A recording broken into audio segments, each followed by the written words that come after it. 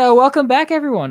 So we are going to start off. We're going to talk about college football, but we're trying to get to as many games as we can. But my man behind me is I'd say it's safe to say he's a big Notre Dame fan. Die hard. Die hard. Okay, I'll go with that. Yep. So that was the game of the week last week. It was a great game to watch. I'm not that big into college football. Like I'll watch it and I appreciate it, but I just don't know the players that well. But yeah, I figured we talk about it as a very good game to watch, fun to watch overall. Steve, I'll let you go. I'll let you start off. What'd you think of the game? You're a Notre Dame fan. Let me hear it. Well, obviously Notre Dame lost the game 23-17, so I'm disappointed about that. But our overall performance was pretty decent, to be honest. Our defense was pretty good. We held them down in the first half, and they didn't start giving up points until they started getting tired in the second half. Because let me talk about the offense a little bit. Ian Book, he was great in the first half, but we still only put up 10 points. And then in the second half, he just came out and he looked flustered. He was throwing interceptions left and right. He threw 2 picks. He had no pocket awareness in that second half. Give credit to the Georgia defense. I know they have a great defense. The Georgia defense always has a great defense. But they got shut down for 4 drives in a row. They went 4 drives in a row. That just completely annihilates your defense in terms of their energy level. So that's why Georgia went down and scored a couple times, and they got down 23-10, and they ultimately couldn't come back, even though they got down 23-17 and had the opportunity on a game-winning drive. Ian Book could have made up for all his poor performance in the second half and led Notre Dame to a game-winning drive, and he would have gone down in Notre Dame glory. Trust me, because Notre Dame fans do not forget when their quarterbacks do something great. And he could have just came down there they started from the 49, first of all, because it was a horrible punt by the Georgia punter. Yeah. I thought when I was watching, I thought it was gonna be like the national championship a couple years ago, where they just where Georgia they were choking. Yeah, they were choking. To be honest, they choked. It was more Georgia choking at the end than it was Notre Dame coming back on offense. But even with that last play was just, I don't even know what that was. He was under pressure from the second. Scrambled. He was and then he just chucked it up.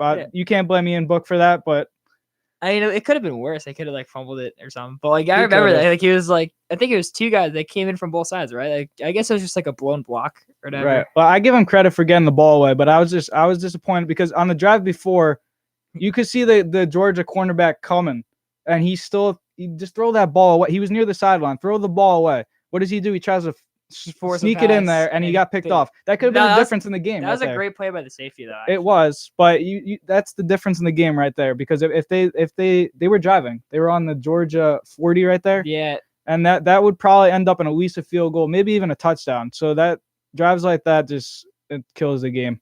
That's fair, but I also I want to give credit to the Georgia offense as well a little bit. I mean they figured it out in the second half. They figured him out.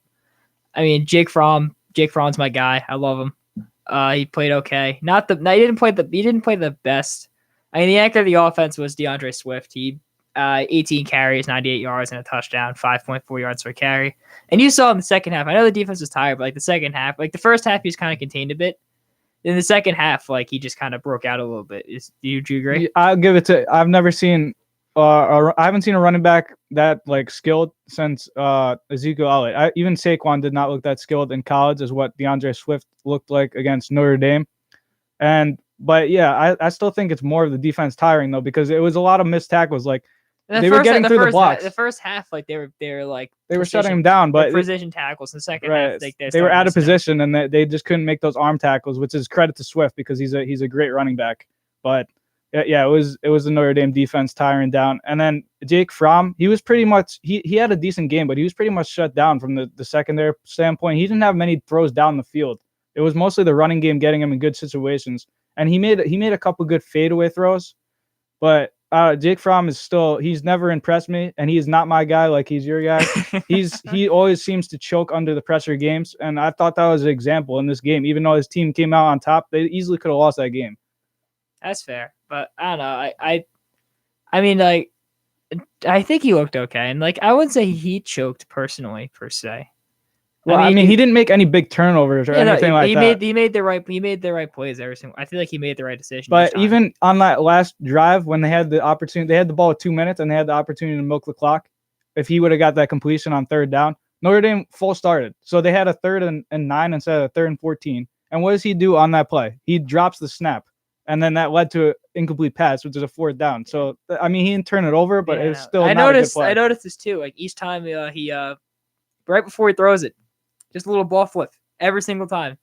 Every single throw. I don't know if every quarterback does that, but like I remember the announcers talking about like every single time he does that. I don't know why. I mean, I think it's pretty fun. I think it's cool, but I guess I feel like there's no reason to, especially if you already had the laces set up. Like, I mean, if you don't have the laces set up and you flip it, fair enough. But like if you're just flipping it around for fun, like I don't know. But I mean, where does Notre Dame go from here? No, they're now 10th in the country. I think Georgia stayed at 3, right? Georgia did stay at 3 because Clemson and Alabama won. From here, Notre Dame is looking at a tough road because they need Alabama to lose a couple games or Georgia to lose a couple games, which I don't think either is happening, or LSU to lose a couple games. But then they got Oklahoma behind them. They got, I think even Texas is ranked ahead of Notre Dame right now. Texas won, right? Right, Texas won. So I think they moved ahead of Notre Dame, and there's other teams that are still undefeated out there that I'm sure might stay undefeated the whole season. Like, for example, Wisconsin. I don't think their schedule is that difficult that they actually have a chance to win out, and I think they would be ahead of Notre Dame if they would win out. UCF. I'm so sad about that because I'm tired of hearing they're them. my boys. I love them. Are they still ranked at least, or are they not even ranked anymore? Please tell me they're still ranked. I'll check their rankings. Check that out. I hope they're ranked. I love them so much. I'm gonna type in AP college. To be honest, in my opinion, they shouldn't be ranked after losing to Pittsburgh. They were a 1-2 team in the ACC. Didn't like someone get hurt though? Yes, their starting quarterback got hurt, but still 1-2 Pittsburgh team. team. They're still ranked. Thank goodness. They are. What are they ranked? They're ranked 22. 22. Thank goodness. They're 22 in the AP, and the coaches are 23. Okay, and who are they playing next week? I have no idea. And Michigan too. Sorry for a Michigan fan. That was brutal. Oh, Michigan is awful. That was brutal. That was really bad to watch. I mean, I saw it coming though because that was the first actually legitimate team they played. They almost lost to Army. They should have lost to Army. Army choked at the end and they ended up losing in double overtime. But Army should have beat Michigan already. So if you're a Michigan fan, not a good team. They play against Connecticut next week also. Okay, so that should be an easy win. If they lose that game, they will be definitely be unranked. I want them to be ranked. I love them so much. To me, I don't care what anyone. They are the national champions from 2 years ago. Oh my God, Danny! They would have beat Auburn. Stick to a sport you know. They are. There is no way they're national champions because they beat Auburn. They beat Auburn. Auburn was much worse than Bama that year, the actual national champions. Even Clemson was better than that year. Give them a chance. They were undefeated. There was no way. I will always be on the UCF hype train. I will always be on that hype train. I would, if you were to argue that they should have been in the top 4, that's a better argument than saying that they're national champions. They're the real national champs. Because if they were in the top 4, they would have showed you why they weren't in the top 4 because they would have got demolished by Bama that year. I don't know, man. I mean, they looked pretty good against Auburn. Auburn also lost to Bama earlier in the year, though. Oh, okay. Well, I believe so. You can pull that up, but I believe Auburn lost to Bama earlier in that year. I'm a big UCF guy, though. UCF's awesome. I was so sad when they lost. They almost came back too. They almost came back. They were this close. They were down 21-0, and they ended up having the lead. And I don't know. I was just sad. I love UCF. Well, that was officially the end of UCF for this year, Danny. There is no shot that they are going to the college football playoff after losing to a 1-2 Pitt in the ACC. I know that's gonna end their hopes. Next year they'll get it. They got this. They'll put them on the map. Maybe they should try moving to a legitimate conference. I mean, you could argue the same thing for Notre Dame, though. I don't know why they still aren't in the conference. Independent. But even as an independent, Notre Dame manages to play big name teams every year, unlike UCF, who played the biggest team they have on the schedule is Stanford, and Stanford is awful this year. So, and they beat Stanford though, right? I don't think they played. They beat them. Yeah, they beat them 45-27. Right, but Stanford's an awful team, like I said. So that's not saying much. They're trying to see if they play anyone else. No, yeah, they don't. I should have a full schedule. Hold on a second. Yeah, they don't really play anyone else. No national championship. When you see East Carolina on the schedule, Connecticut, Tulane, Tulsa, all those games Houston. are easy. I mean, Houston actually. Houston had a great win actually a couple weeks ago. Right, that's compared to those other teams. You know the game I'm talking about, right? Yeah, they're a semi-decent team compared to the other teams on the schedule, but that's still not going to get you national recognition. Maybe Cincinnati is the only semi-decent team on that list right there. I know, but I wish they were good. I want them to be good. I mean, yeah, at least they're still ranked. Why don't you pull up your other team that you like somewhat, LSU? LSU. I mean, I like the North Carolina would be. I mean, obviously, Iona doesn't have a football team. Rip in peace to that football team, but so that gives me a leeway to pick, and I've decided with LSU because. And keep in mind, I'm going to be very honest. I can't name a player on the team. I can't either, but I'm not an LSU fan. I mean, they're just cool. Like, I mean, a couple of my favorite players are from there. Darius Geis, he's in the NFL now. Jamal Adams, obviously, is my favorite athlete right now. He's on the Jets. He went to LSU. I mean, Odell went to LSU. I don't mind Odell that much. I think he's cool. Jarvis Landry went to LSU. There's a lot of guys to come out of LSU that I personally enjoy.